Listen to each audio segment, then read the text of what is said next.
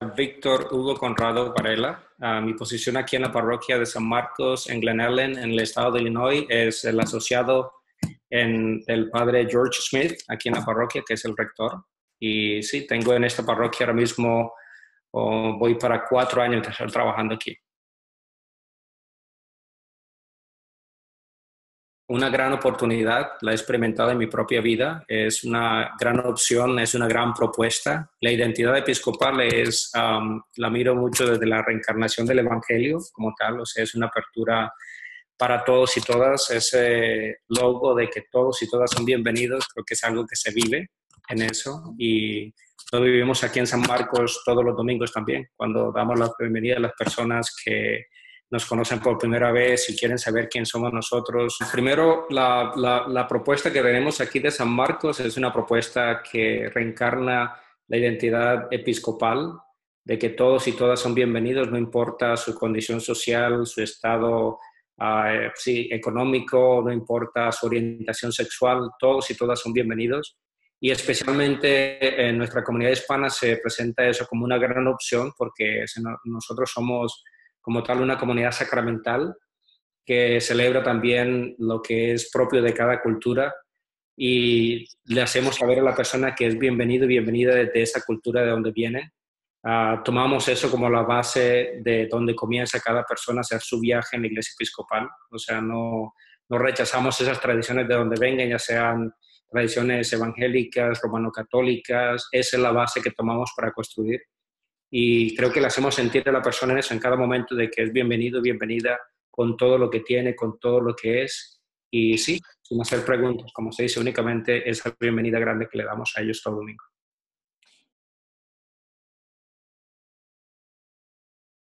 Que nosotros latinos creamos en nosotros como latinos. O sea, yo creo que es uno de los retos grandes que tenemos. Aún tenemos como mucho miedo de verdaderamente entregarnos a la iglesia episcopal en muchos sentidos, por ejemplo, en el sentido de propiedad de la iglesia, de decirnos que somos episcopalianos, de que creemos en lo que estamos, de que nuestro pacto bautismal lo vivimos de una forma real. Creo que me encuentra como un gran reto eso.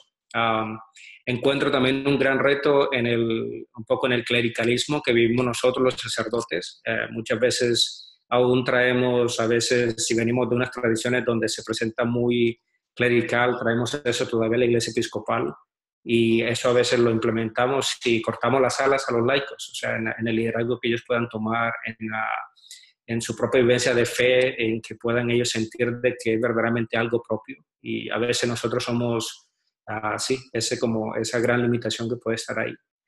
El otro punto también grande que veo de reto grande que tenemos es también eso de cómo nosotros también comenzamos a quitarnos un poco esos prejuicios hacia las personas, digamos, de una orientación diferente, sexual o diferente. Yo creo que comenzando por nosotros los cleros, a veces podemos no ser muy cuidadosos con las palabras o qué decimos o cómo actuamos o cómo damos la bienvenida a las personas, no importando su orientación sexual. Creo que ahí podemos también nosotros encontrar muchos retos.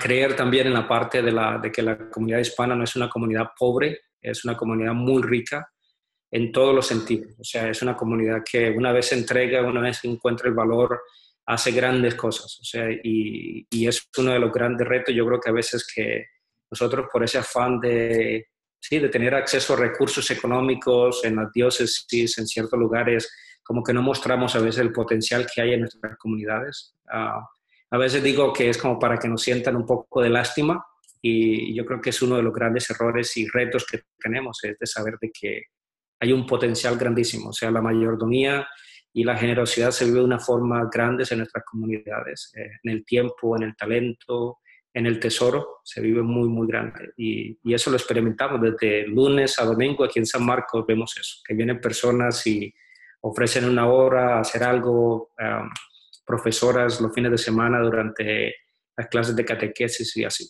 Entonces, son como esos los retos que yo veo en la iglesia episcopal, especialmente en la comunidad hispana. Pueden dar desde lo que son, no necesitamos, digamos, esa mentalidad de que tiene que ser una persona que haya pasado por muchas cosas, digamos, a nivel académico, sino, digamos, ese líder que primero que todo se muestra muy, uh, en el buen uso de la palabra, muy carismático, digamos, o carismática, una persona que sea creíble en lo que está diciendo, en lo que está viviendo. Y yo creo que eso es el punto uno, vivir desde el ejemplo, sentir de que lo que estamos dando no es únicamente algo de fuera, sino que está lleno de convicción. Un líder también, una líder en la iglesia episcopal ahora mismo es esa persona que, sí, tomando desde donde viene, de su tradición, desde su cultura, entra a darlo también donde esté. O sea, en la iglesia local, ya sea una parroquia, ya sea una misión, comienza a dar eso como una parte de riqueza grande para la comunidad. Un líder, una líder, yo creo que es una persona también que no le da miedo el fracaso. Yo creo que es una persona grande que trabaja desde ahí, de saber de que estamos siguiendo un Señor que nos enseña mucho sobre la vulnerabilidad, de que somos vulnerables y de que no somos perfectos en lo que hacemos y sí, nos creemos es una persona que sea capaz de construir desde ahí, de decir, no me importa, fracasé aquí, pero hay muchas otras cosas como hacerlo. Y no damos por vencidos en la primer intento. Una líder que sea capaz también de dar la bienvenida. Yo creo que es uno de los retos grandes que tenemos nosotros, es de saber dar la bienvenida, de saber apreciar lo que hay en la comunidad, de saber valorar y también de saber darle fuerza a las otras personas para que también nazcan como líderes también. No darnos miedo de dejar el poder un poco, sino de saber el poder está es en la fuerza que podemos tener todos y todas. Y yo creo que un líder puede ser esa persona que puede ser una persona que descubre lo que hay en la otra y lo pone como un potencial para donde esté también. Ahí están, digamos, tres puntos, yo creo que son fundamentales para nosotros. El primero es el encuentro personal con las personas. Tratamos de tener un contacto con las personas, identificarlas por nombre, saber cómo se llaman sus hijos, cómo se llaman sus hijas, tenerlos en cuenta para cualquier cosa que tengamos en la parroquia, hacerles invitaciones para que participen y se vinculen a la parroquia. Sí, encontrar formas en que uno pueda descubrir los regalos que las personas tienen y hacerles también creer en ellos de que tienen esos regalos también, de que el que yo, por ejemplo, ahora mismo, por ejemplo, vengo de visitar una familia donde uno encuentra que la hija está estudiando en College of DuPage y está estudiando, digamos, para sacar adelante negocios con señoras de bajos recursos, por ejemplo. Entonces, ver eso, cómo ella puede implementar eso aquí también en la parroquia. Entonces, como ir y saber dónde está la gente, qué está haciendo la gente, qué recursos tiene la gente ahora mismo y traer de esos recursos también a donde ellos puedan sentir de que los pueden poner más en práctica. Visita a las personas, contacto con las personas me parece fundamental. Aquí en San Marcos lo hacemos. La otra parte, por ejemplo, es formación. Tenemos una formación constante los domingos, por ejemplo, de que cada domingo de 12 a 1 de la tarde, antes de la Sagrada Eucaristía, tenemos el momento de formación de adultos, donde las personas son bienvenidas a expresar también de dónde vienen, cómo les podemos servir nosotros mejor. Y ahí también uno identifica ciertas personas que tienen, por ejemplo, regalos de la enseñanza, regalos sí, de cómo pueden ellos comunicar lo poquito, mucho que tienen a otras personas también. Y sí, también ese contacto. Yo creo que lo importante también de aquí de construcción de liderazgo es sentir que las personas construyen también comunidad. Es cómo los integramos y hacemos ese sentido de familia, de que están aquí en San Marcos sí, para ser parte de la familia y también invitar a otras personas a ser parte de esa familia también. Liderazgo también envuelve mucho de que no miramos mucho las barreras que pueden mirarse en otros sentidos. San Marcos es una comunidad bilingüe y multicultural y miramos eso como un potencial muy grande que tenemos para mirar de que hay líderes, por ejemplo, de habla inglesa que pueden jugar un papel muy fundamental para motivar personas de habla hispana y así personas de habla hispana también motivar personas de habla inglesa. Y vemos eso como vemos a personas líderes que tienen ese movimiento muy, muy fácil, o sea, de que van y motivan, también reciben ver de que la persona hispana y la persona anglo son personas que también vienen con los mismos potenciales, vienen con los mismos recursos y no mirar como esa parte desigual, sino que vienen a colaborar para lo mismo. Creo que también con el padre George, el párroco, ha sido algo muy importante eso, de que sintamos de verdad de que cada persona tiene algo de contribuir y ahí identificamos. Ahora mismo hicimos la consagración de los profesores de catequesis en la mañana y fueron más de 40 profesores de catequesis que se consagraron para el principio de este año escolar. Y así también para la tarde consagramos, fueron como 7 profesoras que ya se prepararon, ya encontraron eso su carisma y lo están haciendo con mucho cariño. Y vemos así que tenemos ahorita a 2 miembros en el vestry, en el consejo parroquial, que están también dando desde ahí, desde donde están también, desde el testimonio, y son las personas que traemos para que nos ayuden con todo lo que es las campañas de generosidad, por ejemplo, para dar su testimonio de cómo puede ser eso también, algo muy, muy real para un hispano también. Sí, yo creo que fundamental es el contacto personal, el estar con la persona, el saber cómo puedo yo hacer ese contacto con la persona y descubrirla también de dónde está también, para que vean que tienen mucho potencial y sí es ir sacando de ahí los líderes que vamos necesitando también. Y una cosa muy importante que nos motiva mucho en esos líderes es también decirles que es importante su papel de motivadores, de motivadoras, pero ese papel también es algo que tiene un final. ¿Sí? Que la función es que esa persona lo envolvemos para que trabaje con nosotros, pero sabemos que le decimos, mira, haz este compromiso por un año y asegúrate que en ese año tú consigues a alguien o nos identificas a alguien que pueda venir y tomar ese papel tuyo también. Y yo creo que en eso es un reto también que le coloca a uno a las personas de ir identificando quiénes pueden ser líderes también para ellos, para que sigan también con esa función también. Creo que lo que está funcionando aquí en San Marcos, que como una parroquia bilingüe, multicultural, fue, yo creo que desde un principio, cuando comenzó el padre George, el párroco, comenzó hace 10 años en esta parroquia, ya celebra 10 años aquí, y desde un principio él comenzó a preparar esto. Comenzaron con lo que se llama un trabajo de parroquia hermana con una parroquia en el sureste de México, con una parroquia de San Marcos, el Nigromante, y comenzaron a tener ese contacto de lo que llama un contacto respetuoso, de que no fueron allá únicamente como las personas que sabían. Eso trajo un buen mensaje aquí a San Marcos en Glen Ellen, en Illinois, el mensaje de que no estamos en la comunidad anglo, no está, digamos, más arriba que la otra comunidad. Entonces se fue creando como ese mensaje de que sí, estamos hablando de iguales, cada uno trae regalos de lo que tiene y también coloca retos de lo que tiene. Entonces fue una convicción yo creo que muy grande, desde un principio se comenzó a trabajar hacia esa línea y cuando ya en el 2011 decidimos comenzar con la Eucaristía en español, se comenzó desde la base, entonces hubo como especie de una preparación también previa. Yo comencé con mi contrato en lo que fue octubre y ya comenzamos a hacer un estudio aquí de la realidad del alrededor, comenzamos a hacer visitas a las personas, a contactar a líderes locales, a comunicarnos con la gente. Por ejemplo, una de las funciones de nosotros era ir a los supermercados y entregar información acerca de la parroquia directamente, hablar con las personas, responder a sus preguntas, preparar el terreno. Ya luego, cuando se lanzó la Eucaristía, no la hicimos...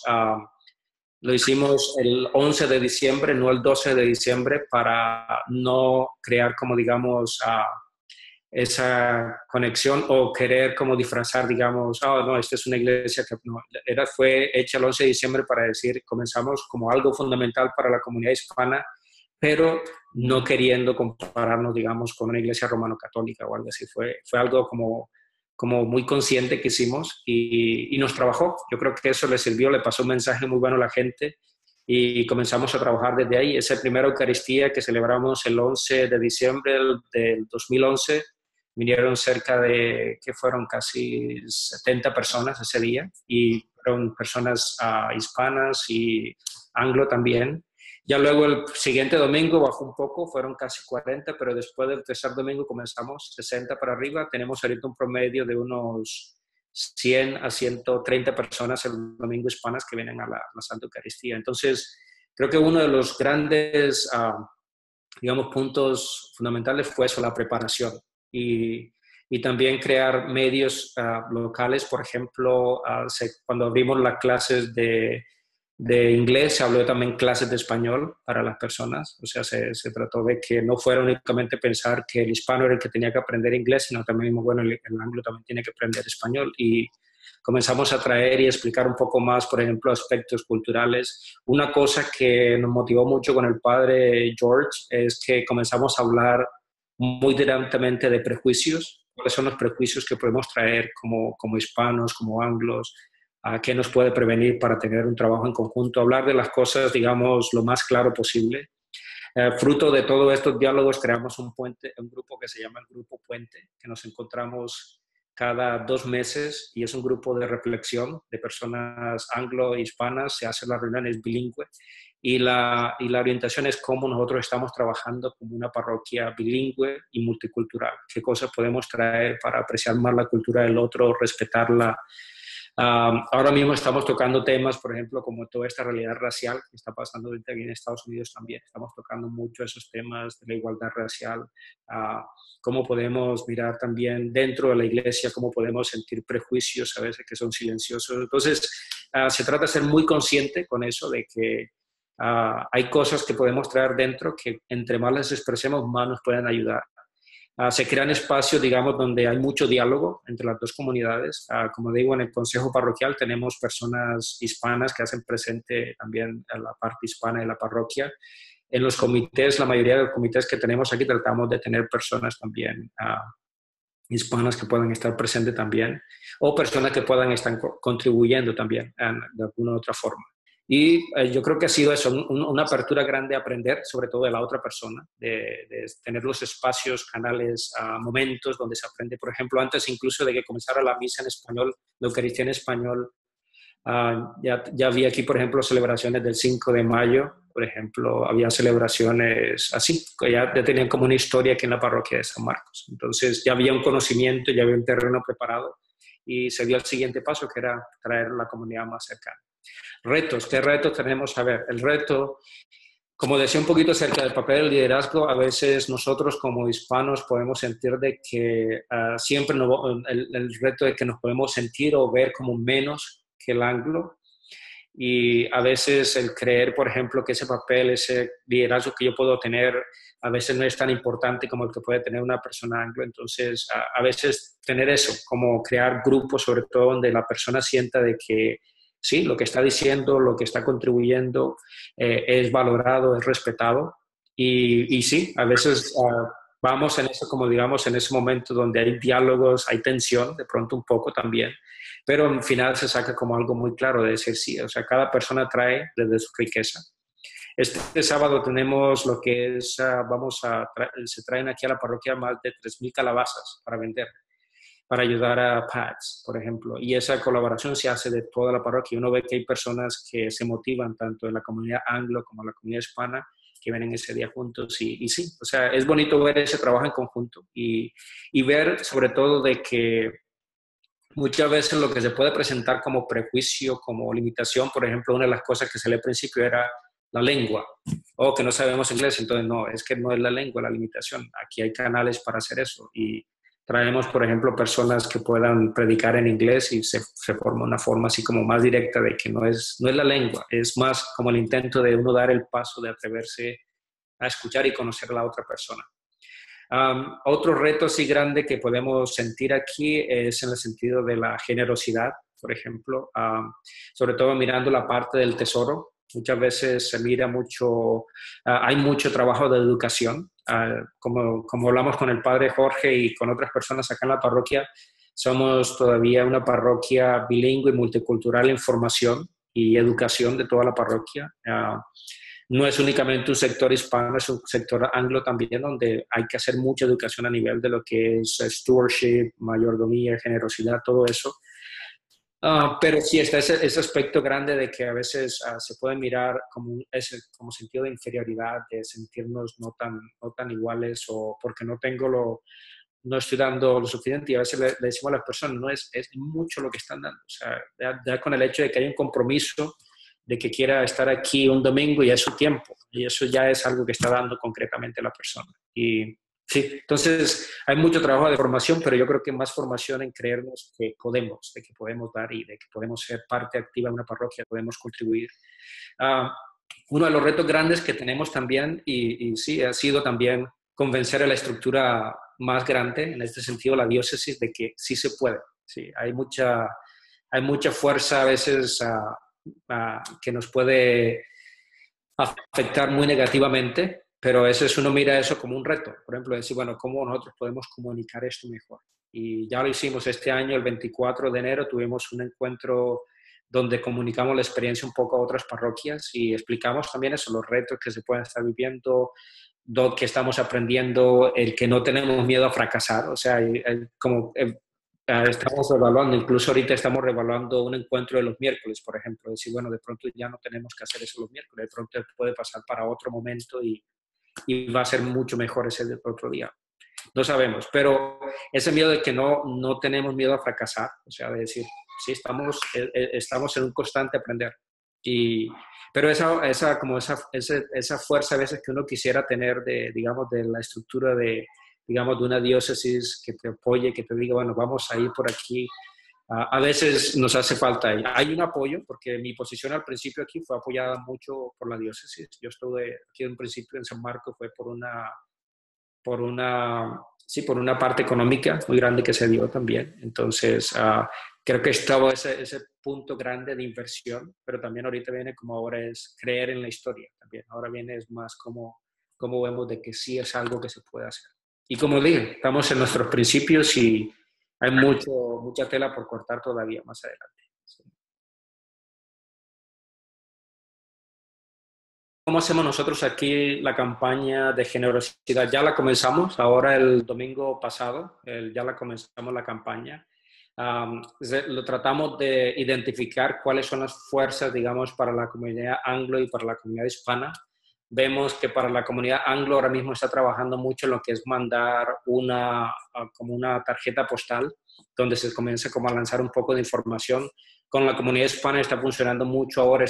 Sábado pasado comenzamos con el testimonio, digamos, de una persona que ya ha hecho, digamos, una caminada con la campaña del año pasado, ver los retos, cómo trabajó, qué no trabajó, cosas así, crear una conversación alrededor de eso, de abrir, digamos, la homilía para que sea una conversación acerca de qué es lo que entendemos, cómo nos sentimos, qué significa dar, por ejemplo. Es lo que estamos mirando ahorita, o sea, qué significa dar y cómo yo puedo dar también. O sea, y vemos también que es desde ahora mismo, por ejemplo, el tema que tocábamos el domingo era el tema más fuerte de creer de que cada persona tiene algo que contribuir, cada persona, y construir desde ahí. Es decir, no estamos mirando lo que no tenemos, sino lo que tenemos, o sea, y cómo lo podemos atar aquí a la parroquia para que veamos que se pueda, digamos, beneficiar toda la comunidad.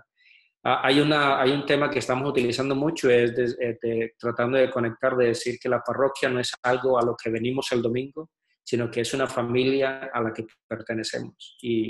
Y ese sentido de familia, trabajarlo también con la comunidad. Otro punto grande que también ya en eso entramos nosotros a jugar un papel digamos, de motivadores de esto, es de visitar las familias, comenzar a hablar de eso en las familias. Por ejemplo, la semana tengo el reto, ya comencé ayer a llamar a algunas personas, a pedirles un espacio para una visita, para hablar un poco más de la mayordomía, de la generosidad y cómo ellos pueden participar y ver qué es lo que trabaja y qué no trabaja. O sea, cada individuo cada familia tiene una forma de mirar esto y hay cosas que trabajan para una familia y cosas que no trabajan para otra familia. Entonces, suena un poco como complicado, pero vemos que estamos aprendiendo y estamos tratando de identificar qué es lo que está trabajando para la comunidad. Entonces, yo creo que ese contacto con la familia, con la persona es muy importante, el hacernos sentir desde un momento, el tener una meta concreta. Este año tenemos el presupuesto, queremos incrementarlo un 10% el presupuesto. Entonces, ya estamos hablando de eso, haciendo claros con la gente, decirle, mira, queremos incrementarlo porque tenemos estas necesidades y queremos responder a estas necesidades. Se las decimos a las personas cuáles son esas necesidades.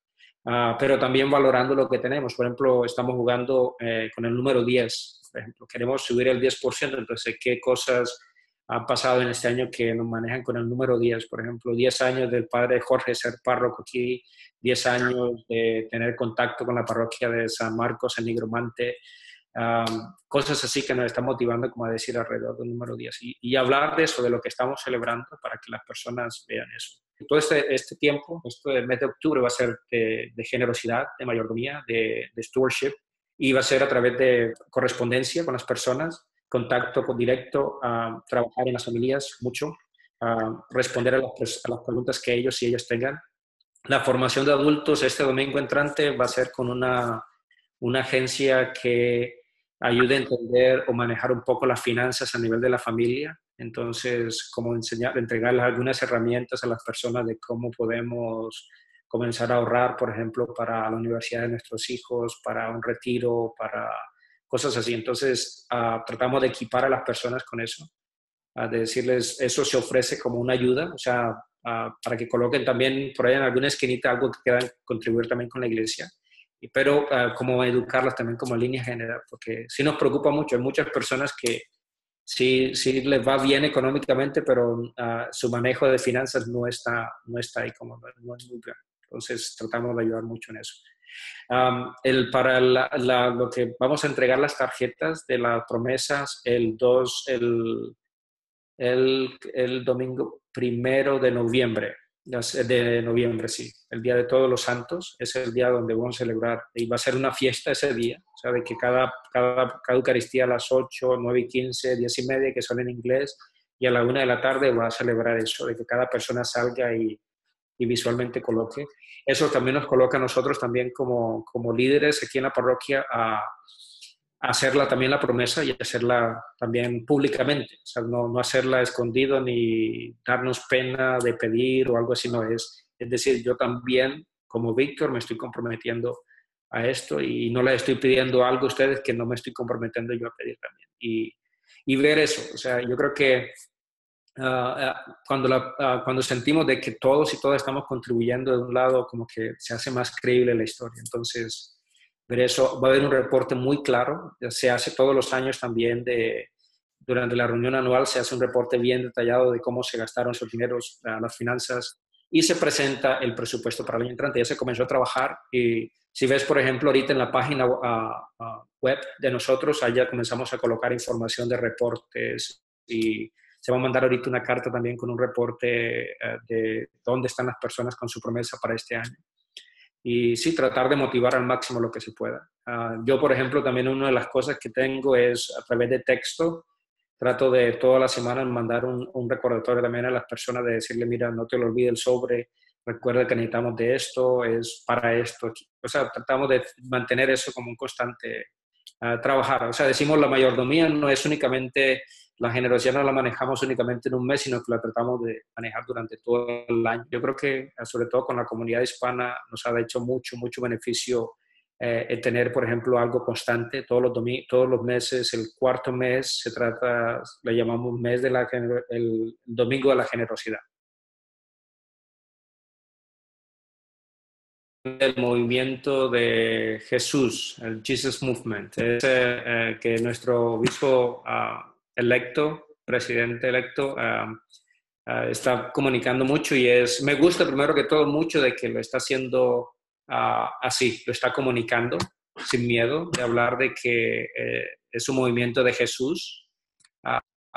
Eso tiene un impacto muy grande en la espiritualidad nuestra, ha tenido un impacto grande en mi espiritualidad. Yo creo que de comenzar a tomar la persona de Jesús como algo central, lo que estamos haciendo, me parece como que, sí, me parece algo muy, digámoslo de esta forma, muy revolucionario, en el sentido de que es algo que a veces se nos olvida de que por qué estamos aquí, por qué estamos sirviendo a estas comunidades, por qué estamos haciendo lo que estamos haciendo, precisamente porque estamos en este movimiento de Jesús. Y es un movimiento que nos coloca en toda esta dimensión, yo creo que de buena noticia que trae la Iglesia Episcopal, de ser una respuesta actual para las necesidades actuales que estamos haciendo. Es lo que hacía Jesús, ir a las a la periferia, estar hablando con la gente, contacto con los marginados, trayendo las prostitutas, sanando, trayendo todas las personas a la comunidad. Creo que eso es algo muy grande que tenemos nosotros como Iglesia Episcopal y que sí, ahorita con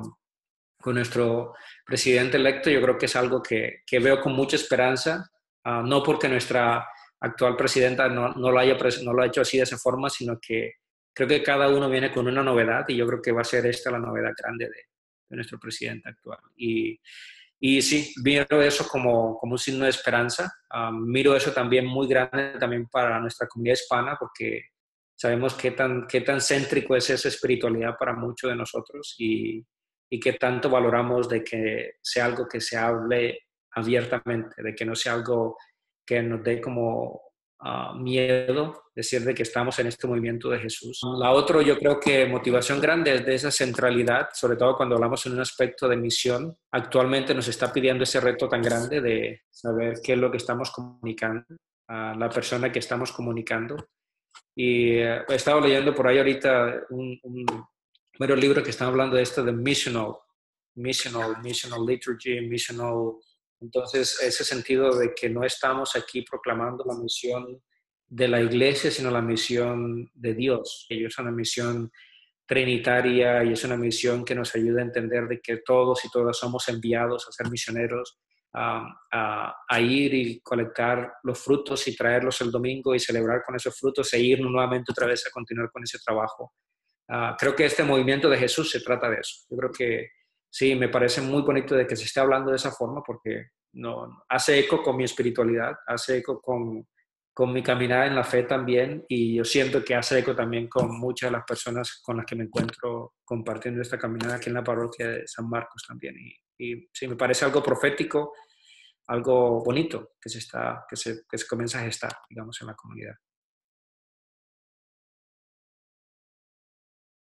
Mi llamado a ser sacerdote desde donde yo estaba, desde mi familia, digamos.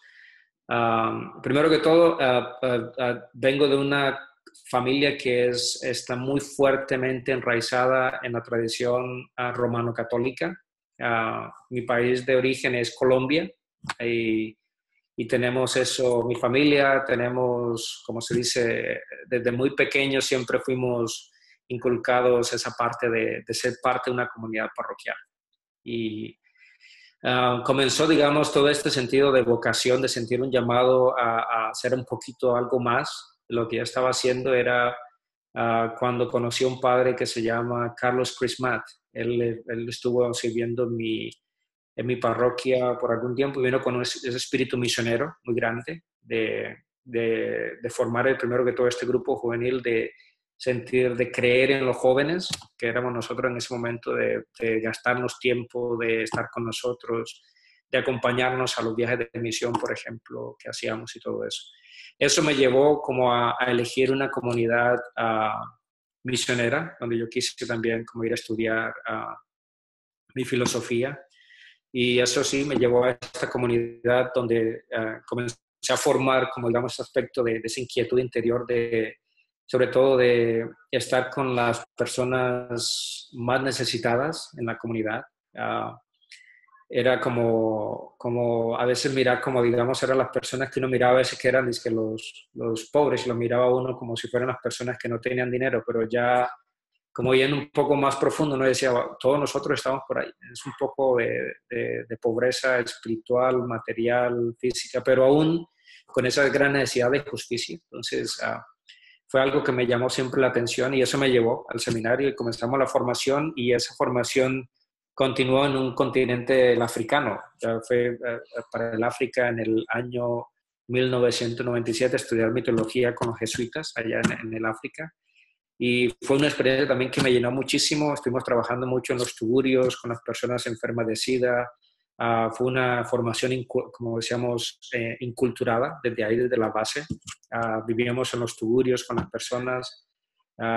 Eso me impactó muchísimo y creo que me colocó en ese gran sentido de decir, bueno, hay algo aquí gran, una buena noticia que se está compartiendo y una gran noticia de aceptación, de amor, de todo eso. Y sobre todo una noticia de que uno le importara esa persona que estaba ahí sola muriéndose de SIDA, al menos ir un sábado ir a bañar a esta persona, ir a asegurarse que esta persona tuviera un día al menos digno, de que comiera bien ese día y volverla a visitar durante la semana y verlo también, o verlo y verla también pasar los últimos días también de su vida y que lo viviera también de una forma digna. Lo bonito me pareció de todo eso fue el hacerlo en comunidad, hacerlo junto con otras personas y ver que laicos, monjitas, sacerdotes, seminaristas, trabajábamos lo que eran equipos misioneros e íbamos a hacer ese trabajo juntos. Me parecía eso un testimonio muy grande. Y eso también, eso me llevó más adelante a trabajar lo que fue con las comunidades nómadas, también en el África, en la parte norte de Kenia, en la parte norte de Kenia sí trabajamos con las comunidades Samburu y Turkana, y comunidades completamente nómadas que conocían muy limitadamente acerca del cristianismo y comenzamos a trabajar con ellos también. Eso fue lo que me llevó a tomar la decisión final de, ¿sí? de que me ordenaran como sacerdote. En el 2001 fui ordenado en 2000 como diácono en Kenia y 2001 como sacerdote en Colombia. Entonces fue como esos dos pasos que tuve ahí. Y cuando regresé a Kenia, hubo la invitación de irme para la casa de formación, para ir a formar a nuevos sacerdotes que estuvieran allá con esa necesidad. Me pareció un momento bonito también de ir a compartir un poco más de lo que había aprendido. Y eso me llevó a conocer una cara diferente de la iglesia que no me pareció muy bonita en la iglesia como la estábamos presentando allá. Y sí me llevó al reto de, bueno, quiero continuar siendo sacerdote aquí en esta iglesia tradición o quiero dar un paso fuera de esa tradición. Y fue lo que me llevó, como a explorar otras tradiciones. Ya conocí un poco más de la iglesia anglicana y ya finalmente en el 2006 comenzamos ese proceso que se llama de dispensa y ya para el 2008 se cumplió ese proceso. En ese tiempo conocí a la que es mi esposa ahora, Lucía, y sí, comenzamos a vivir y ya para en el 2000 ya nos decidimos venir para acá, para Estados Unidos, y continuar. Y aquí fue recibido en la iglesia episcopal gracias a la dean de la catedral en ese momento, Joy Rogers, que me acompañó y me hizo todo el proceso junto con un padre de la iglesia de Atonement, John David Van Duren, que también fueron mis grandes mentores, digamos, en este proceso. Y fue todo siempre como algo continuo. Creo que la opción por las personas uh, marginadas siempre ha sido como eso la constante, un deseo de hacerlo no solo, sino desde la comunidad, creer en los líderes que se van cultivando en la iglesia, saber de que, sí, trabajar desde los errores, de no tener miedo a los fracasos, sino saber de que son cosas de que aprendemos muchísimo. Creo que es algo que me ha enseñado mucho en la vida, es eso, a no correr de los momentos difíciles, sino saber de que ahí es donde está mucha de la enseñanza. Y volver a ese ciclo, yo creo que de ir creando personas de que sean capaces de sacar adelante la iglesia desde lo que son, esos líderes, esos líderes y sí, yo creo que ha sido una caminada muy bonita y que aquí en la iglesia episcopal estoy logrando como llegar a un punto bonito de un cierto balance, de decir de que se da mucho esa oportunidad de trabajar uno con las personas, de no hacerlo solo, creación de líderes, trabajar desde los momentos difíciles que se estén dando, sacar eso adelante, aprender desde la enseñanza y tener siempre ese espacio, digamos, de compartir. Y creo que sigue siendo mi motivación para ministerio y sí, yo creo que es algo que quiero compartir y lo que estamos compartiendo aquí en San Marcos con las personas que se acercan es de que esto es una caminada y volvemos a ese sentido de cristianos como los del camino, de que estamos siempre en esa caminada constante. Y sí, que ahora con esta nueva terminología queremos ser parte de ese movimiento también de Jesús y sí, en eso estamos ahora. Si no fuera sacerdote, ¿qué fuera yo en este momento? Siempre me ha llamado muchísimo la atención la psicología, la consejería, sería algo con lo que estaría, digamos, muy cercano. También cuando terminé mis estudios de secundaria, mi opción fue comenzar a trabajar para estudiar y estudié varios semestres para ser abogado. Eso fue, yo creo que una de las primeras vocaciones fuertes que yo sentí fue eso, de tener eso. Yo creo que entre esas dos mezclas, digamos, de una persona consejero, abogado o algo así, estuviera haciendo en estos momentos. Sí.